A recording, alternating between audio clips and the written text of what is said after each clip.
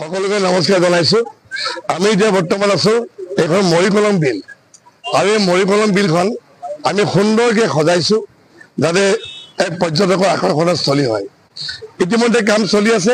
মই ধন্যবাদ জনাইছোঁ মাননীয় মুখ্যমন্ত্ৰী ডক্টৰ হিমন্ত বিশ্ব শৰ্মা ডাঙৰীয়াক যে এই যিখন বিল, যিখন নগাঁৱৰ এক আমাৰ প্ৰাকৃতিক সম্পদ, ইয়াক আমি এটা সুন্দৰকৈ সজাই পৰাই ইয়াত আমাৰ ৱাকিং জোন হ'ব, চিলড্ৰেন পাৰ্ক হ'ব, আমাৰ য়োগাৰ কাৰণে এটা আমাৰ ফুটীয়া ঠাই থাকিব, বিভিন্ন ধৰণৰ ইয়াত আমাৰ উপাদানসমূহ থাকিব।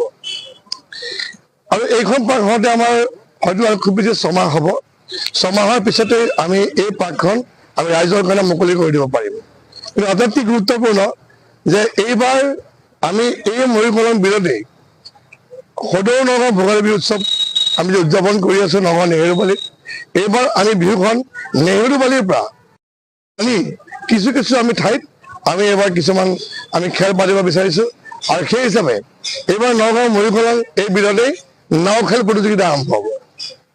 অহা 19 তাৰিখ পুৱা 10 বজাৰ পৰা নাও খেল হ'ব, আৰু 18 তাৰিখে পুৱা ইয়াত বৰশী বোৱা এক প্ৰতিযোগিতা হ'ব।